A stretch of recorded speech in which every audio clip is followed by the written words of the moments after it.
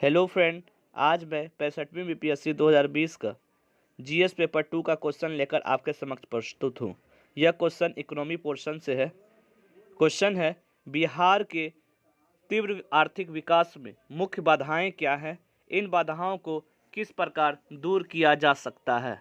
तो फ्रेंड, ये जो क्वेश्चन है वो बिहार राज्य की आम समस्या और एक महत्वपूर्ण समस्या है जिस पे कार्य यहाँ के लोग और सरकार के द्वारा किए जा रहे हैं। क्वेश्चन इसमें पूछा गया कि भारत के जो बिहार के तीव्र आर्थिक विकास है वो उसमें क्या क्या बाधाएं हैं, क्यों इतना पिछड़ा है और इन बाधाओं को किस प्रकार से हम दूर कर सकते हैं, उस पर चर्चा करना है। तो फ्रेंड्स, हम लोग इसमें क्या क्या लिख सकते हैं, चलिए हम लोग चर्चा करते हैं।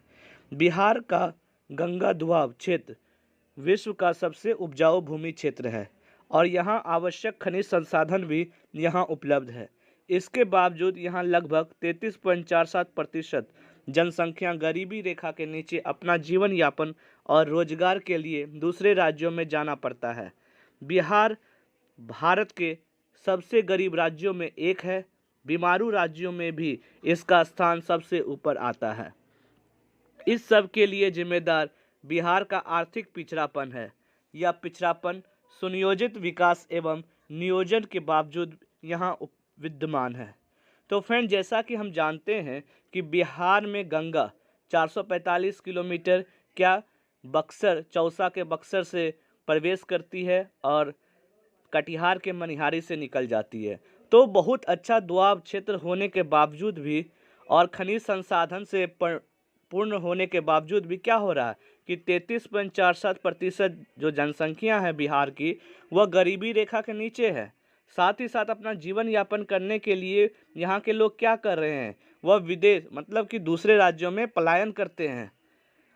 और बिहार भारत का सबसे गरीब राज्यों में एक है और बीमारू में भी क्या सबसे ऊपर में, बीमार राज्य में भी सबसे ऊपर में है।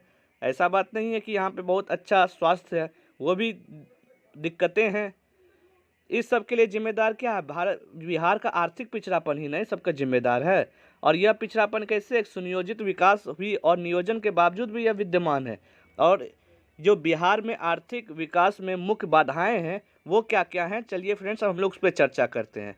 तो फ्रेंड्स, हमेशा क्या करना है कि आपको उत्तर पुस्तिका में अपने हिसाब से डायग्राम से या बुलेट फॉर्म से बनाकर क्या करना है, उत्तर को और सुंदर दिखाने का कोशिश करना है।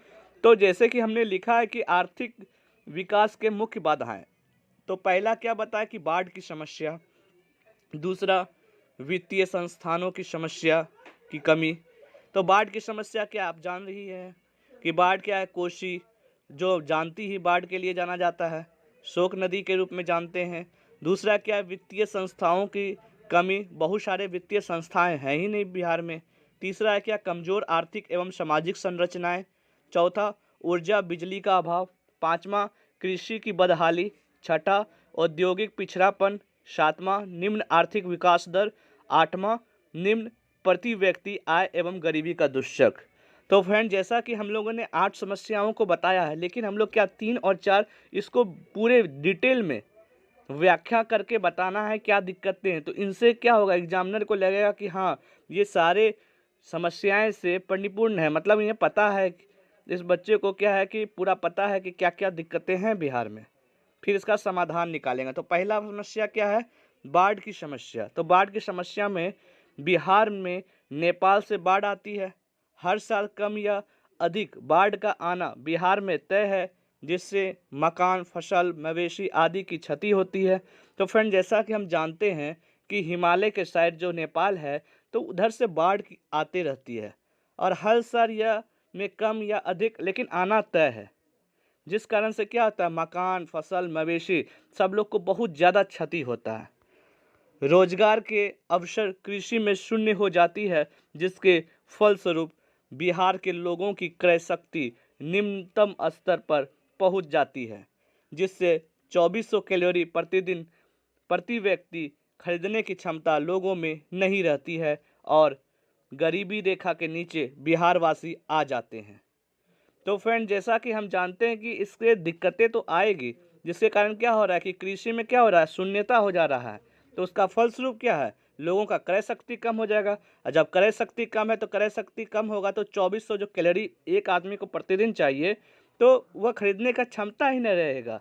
मतलब कि एक व्यक्ति को मान लीजिए कि एक दिन में खर्चा अगर 200 रुपये हो रहा है, अगर वो अपना जीवन यापन के लिए 200 रुपया भी नहीं पहुंचा पा रहा है, इसका मतलब क्या है कि गरीबी रेखा के नीचे बिहारवासी आ जाते हैं। बिहार के कुल 28 जिला बाढ़ से प्रभावित हैं और 2.5 लाख हेक्टेयर भूमि जल जमाव की समस्या से प्रभावित है। देश के कुल बाढ़ प्रभावित क्षेत्र का 17.2% हिस्सा बिहार में है। बिहार में औसतन बाढ़ से हुई क्षति भारत देश में बाढ़ से हुई कुल क्षति का लगभग 12% है। तो फ्रेंड्स, बिहार में 38 ज़िले हैं और 38 ज़िले में 28 ज़िले ऐसे क्षेत्र हैं जहां पे क्या हो रहा है कि बाढ़ से प्रभावित रहता है और 2.5 लाख हेक्टेयर भूमि हमेशा जल जमाव की समस्या से ग्रसित रहता है, जो कि देश के कुल बाढ़ प्रभावित क्षेत्र जहां जल जमाव होता है तो बिहार में अकेले 17.2% हिस्सा रखता है। और बिहार में जो क्षति होता है पूरा, अगर भारत का क्षति की बात करें तो 12% हिस्सा जो भाग है वो बिहार खुद रखता है। तो समझ सकते हैं ना कि इतना ज़्यादा जब क्षति होगा तो उन्हें दिक्कतें तो आएगी ही। तो बाढ़ बहुत बड़ी समस्या है, इसको समाधान हमें निकालना पड़ेगा। दूसरा सबसे बड़ी समस्या क्या है? कृषि की बदहाली। बिहार कृषि प्रधान राज्य है। कृषि बिहार की अर्थव्यवस्था की रीढ़ है, किंतु यहाँ की कृषि व्यवस्था समस्याग्रस्त है। बिहार की कुल भूमि का 73.06% अर्थात 2/3 भाग बाढ़ से ग्रसित क्षेत्र है। साथ ही बिहार में भूमि सुधार और हरित क्रांति के अच्छे प्रभाव नहीं पड़े। बिहार में अधिकांश कृषि छोटे या सीमांत कृषक की श्रेणी में आते हैं। जोतों का उपविभाजन एवं उपखंडन की स्थिति हमेशा रहती है। केवल 2% व्यक्ति के पास ही 21% जोत भूमि उपलब्ध है। बिहार में कुल जोत का मात्र 49% भूमि ही सिंचित है, जबकि सिंचाई क्षेत्र के लिए बहुत ही महत्वपूर्ण घटक है। तो फ्रेंड्स, हम लोग क्या चर्चा कर रहे हैं? कृषि की बदहाली जो बिहार के आर्थिक पिछड़ेपन का कारण है। बिहार, हम जानते हैं कि बिहार में कृषि प्रधान राज्य है और जो बिहार की कृषि है वह अर्थव्यवस्था की रीढ़ है। लेकिन क्या हो रहा है कि वह भी जो कृषि व्यवस्था है उसमें भी समस्याग्रस्त है। बिहार की कुल जो भूमि है 2/3 भाग हमेशा बाढ़ से ग्रसित रहती है। जैसा कि हमने पहले पॉइंट में भी चर्चा किया कि 38 ज़िले में से 28 ज़िला में क्या हो रहा है? जल जमाव की समस्या है। तो दिक्कतें तो हैं। तो इसके कारण और साथ ही साथ क्या फ्रेंड्स, आपको पता होना चाहिए कि भूमि सुधार जो अधिनियम है सबसे पहले बिहार ने ही लाया था और हरित क्रांति भी जब लाया गया था तो उसके अच्छे प्रभाव नहीं पड़े बिहार में। यह हरित क्रांति पंजाब सब में ज़्यादा फला फूला, लेकिन बिहार में इसका जो प्रभाव है वो नगण्य ही रहा। बिहार में अधिकांश किसान क्या है? छोटे हैं, सीमांत है, छोटे छोटे किसान हैं, जिस कारण से क्या हो रहा है कि छोटे छोटे खेत रहते हैं, भूमि के अड्डे बनाते हैं। तो उस कारण से क्या हो रहा है कि उसका जो मिट्टी है वो बहुत क्षतिग्रस्त होता है, जिस वजह से क्या हो पा रहा है कि उतना अच्छा फसल हो नहीं पा रहा है। और जोत का जो भूमि भी है तो उसमें क्या हो रहा है कि उपखंडन है की स्थिति हमेशा रहती है और केवल कितना 2% व्यक्ति ही है। केवल 2% व्यक्ति के पास ही जोत योग, जो मतलब जोतने योग, कृषि करने योग 21% ही भूमि उपलब्ध है। जो कि अब ये 2% है, 2% में क्या है कि उसमें भी 49%, अगर 2% को संख्या निकाल लेते हैं उसमें 49% ही भूमि सिंचित है। तो जबकि सिंचाई कृषि के लिए महत्वपूर्ण घटक है, हम लोग जानते हैं कि सिंचाई जब तक नहीं किया जाएगा कृषि के लिए तो बहुत दिक्कतें आएंगी, अच्छा फसल नहीं उपलब्ध हो पाएगा। तीसरा दिक्कतें क्या है कि औद्योगिक पिछड़ापन। स्वतंत्रता के समय बिहार राज्य देश का 5वां औद्योगिक राज्य था, किंतु राज्य में चीनी, सीमेंट, इस्पात, कागज एवं जूट उद्योग का पतन औद्योगिक पिछड़ेपन का कारण बना। तत्पश्चात बिहार का विभाजन तो शेष बिहार को और भी पिछड़ा बना दिया। अधिकांश औद्योगिक क्षेत्र झारखंड में चले गए और बिहार के अधिकांश पुराने उद्योग बंद पड़े हैं। बिहार में कुल 28 चीनी मिलें हैं, जिसमें मात्र 11 चालू हालत में हैं। बिहार में अशोक पेपर मिल चालू नहीं किया जा सका है। चर्म उद्योग, हस्तकरघा उद्योग, कृषि आधारित उद्योग, रेशमी कीट पालन उद्योग सभी वित्तीय अभाव और तकनीकी पिछड़ापन के शिकार हैं। इस औद्योगिक पिछड़ापन के कारण बिहार में आर्थिक पिछड़ापन की स्थिति बनी हुई है। तो फ्रेंड्स, औद्योगिक पिछड़ापन, स्वतंत्रता के समय आपको पता होना चाहिए कि बिहार राज्य जो है 5वां औद्योगिक राज्य था। लेकिन धीरे धीरे क्या हुआ, चीनी उद्योग बंद, सीमेंट उद्योग बंद, कागज बंद, जूट उद्योग बंद, सब धीरे धीरे क्या पतन की ओर जाने लगा। धीरे धीरे सबकी पतन की ओर जाने लगा। फिर उसके बाद क्या हुआ कि 15 नवंबर 2000 ईस्वी को क्या हुआ कि झारखंड से बिहार से क्या झारखंड अलग हो गया। तो जितने भी खनिज संपदा थे तो वो भी चला गया।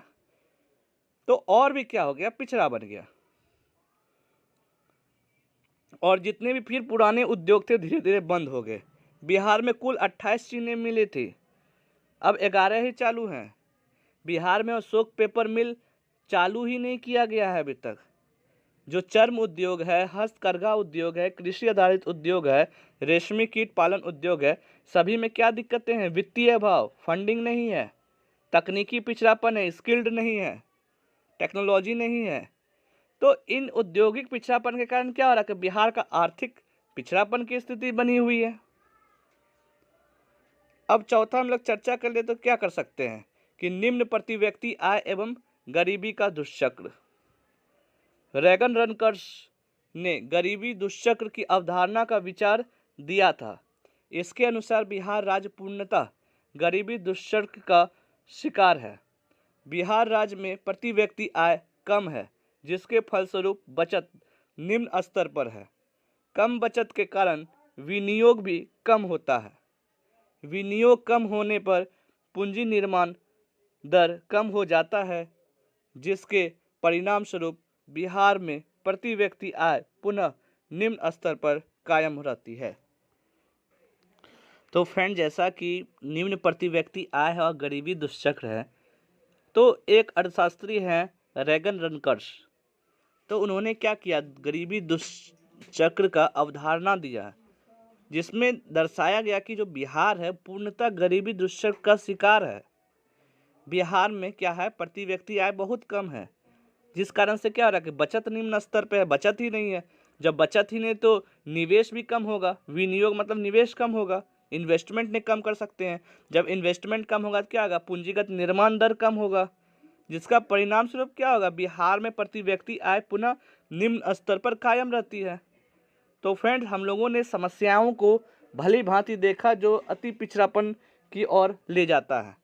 तो अब हम लोग चर्चा करेंगे कि आर्थिक पिछड़ेपन के निदान के लिए बिहार में निम्नलिखित कार्य किया जाना चाहिए। पहला, बिहार के बाढ़ ग्रसित क्षेत्रों को बाढ़ की समस्या से निजात पाने के लिए समुचित उपाय किए जाने चाहिए। तो फ्रेंड, जैसा कि जहाँ पे बाढ़ ग्रसित है वहाँ पे उस समस्याओं को निजात पाने के लिए कार्य करने पड़ेंगे। वहाँ पे पहले से प्री प्लान करना पड़ेगा कि उसमें क्या कर सकते हैं। इन्हें सरकार को अहम कदम उठाना पड़ेगा। दूसरा क्या है कि बिहार के कृषि में हरित क्रांति लाने के लिए पंजाब के तर्ज पर कार्य किए जाएं। तो फ्रेंड, जैसा कि पंजाब में जिस प्रकार से कृषि हरित क्रांति हुआ, उसी प्रकार बिहार में भी उसी प्रकार से हरित क्रांति किया जाना चाहिए। तीसरा क्या है, बिहार राज्य अपने स्तर से ऊर्जा बढ़ाने के लिए निजी उद्यमी को निवेश करने के लिए प्रोत्साहित किया जाना चाहिए। तो फ्रेंड्स, क्या करेंगे, बिहार राज्य क्या करेगा, ऊर्जा बढ़ाने के लिए, बिजली बढ़ाने के लिए क्या करेगा, जो निजी उद्यमी है, जो निजी क्या है व्यवसाय है, उससे क्या करना है कि निवेश करने के लिए प्रोत्साहित करना चाहिए। चौथा क्या है, बिहार राज्य में एग्रो उद्योग को विकसित किया जाना चाहिए तथा उपभोक्ता वस्तु उद्योग को स्थापित किया जाना चाहिए। चीनी उद्योग को पुनः स्थापित करने के लिए निजी क्षेत्र को प्रोत्साहित करना चाहिए। तो फ्रेंड, जैसा कि बिहार में कृषि प्रधान देश है, कृषि प्रधान राज्य है बिहार जैसा, तो उसमें एग्रो उद्योग क्या करना है कि विकसित करना पड़ेगा।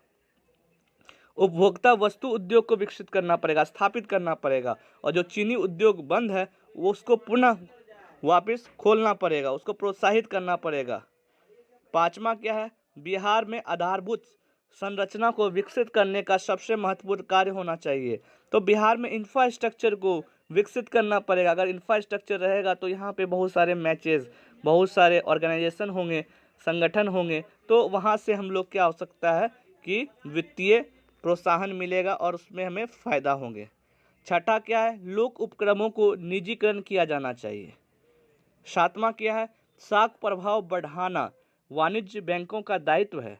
इसके लिए सरकार सहकारी बैंकों का गारंटर फिर से बने। सहकारी बैंकों की व्यवस्था लोकतांत्रिक हो ताकि लाल फीताशाही एवं अफसरशाही का वर्चस्व न हो। तो फ्रेंड, जैसा कि जान रहे हैं कि बिहार में जो बैंक है वो बहुत कम है, तो बैंकों का जो शाख है उसको बहुत ज़्यादा गांव-गांव तक फैलाना चाहिए। तो वो बैंक क्यों फैलेगा गांव-गांव तक, जब तक कि सरकार सहकारी बैंकों का गारंटर नहीं बने। जब वो गारंटर बनेगा तो क्या होगा कि गांव-गांव तक फैलेगा उसका शाख। तो सहकारी बैंक की व्यवस्था है वो लोकतांत्रिक होना चाहिए, ये नहीं कि लाल फीताशाही और अफसरशाही का वर्चस्व ना रहे, ये हमेशा ध्यान रखना पड़ेगा।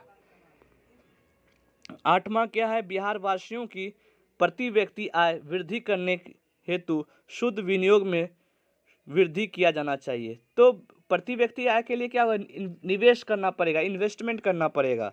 नंबर क्या है, केंद्र सरकार बिहार राज्य को अधिक धन दे तथा कम ब्याज पर ऋण उपलब्ध कराए ताकि विनियोग में वृद्धि हो। तो केंद्र सरकार, जो भारत सरकार है, वो क्या करे, बिहार राज्य को अधिक धन दे, मतलब ऋण दे, और उसका कम ब्याज पर ऋण उपलब्ध कराए। तो उससे क्या होगा, उसमें इन्वेस्टमेंट जो है, जो निवेश है, उसमें वृद्धि हो सके। 10वां क्या है, बिहार में आर्थिक विकास दर में वृद्धि लाने हेतु राज्य के घरेलू उत्पाद में वृद्धि किया जाना चाहिए। और 11वां क्या है, भूतपूर्व राष्ट्रपति डॉक्टर कलाम द्वारा ग्लोबल मीट प्रोग्राम में बिहार विकास के लिए 10 सूत्रीय कार्य योजना को अमल करने पर बल दिया जाना चाहिए। तो फ्रेंड, जैसा कि हमारे जो पूर्व राष्ट्रपति हैं डॉक्टर APJ अब्दुल कलाम, उन्होंने ग्लोबल मीट प्रोग्राम लाया, उसमें बिहार के लिए 10 सूत्रीय कार्य योजना को बताया। तो अगर उसको फिर से अच्छे प्रकार से अमल करेंगे तो बिहार आर्थिक रूप से मजबूत राज्य बनेगा। तो हम लोग निष्कर्ष में लिख सकते हैं कि उपयुक्त कार्यों के संपादन से बिहार में आर्थिक पिछड़ापन को आसानी से दूर किया जा सकता है। इन सब कार्यों के संपादन के लिए राजनीतिक दृढ़ इच्छा शक्ति एवं जन सहभागिता के सहयोग की जरूरत है, जिससे बिहार बीमारू राज्य की कोटि से निकलकर विकसित राज्य बन सकेगा और बिहार वासियों को अन्य राज्यों में पलायन नहीं करना पड़ेगा। तो फ्रेंड, जैसे कि 11 जो प्रावधान बताए गए हैं, अगर इसे अच्छे प्रकार से संपादन किया जाए तो क्या होगा कि बिहार में जो आर्थिक पिछड़ापन है वो आसानी से दूर हो सकता है। और इन कार्यों को संपादन करने के लिए क्या चाहिए, राजनीतिक दृढ़ इच्छा शक्ति चाहिए, जन सहभागिता चाहिए, तभी ये क्या है, पॉसिबल हो सकेगा। तो इस वजह से अगर ये पॉसिबल हुआ, ये हो गया, तो उससे क्या होगा, बिहार जो बीमारू राज्य के कोटि से है वो विकसित राज्य में जाएगा, जिस कारण से क्या होगा, जो बिहार वासी जो बाहर जाते हैं कमाने के लिए, अपना जीवन यापन करने के लिए, तो वो नहीं जाएंगे। तो फ्रेंड, जैसा कि हम लोगों ने इस क्वेश्चन में भली भांति समझने का प्रयास किया, जो क्वेश्चन का डिमांड था बिहार के तीव्र आर्थिक विकास में मुख्य बाधाएं क्या, उस पर हम लोगों ने चर्चा किया। साथ ही इन बाधाओं को किस प्रकार से दूर किया जाना चाहिए उन पे चर्चा किया। तो फ्रेंड्स, मिलते हैं अगले वीडियो के साथ, तब तक के लिए thank you and have a nice day.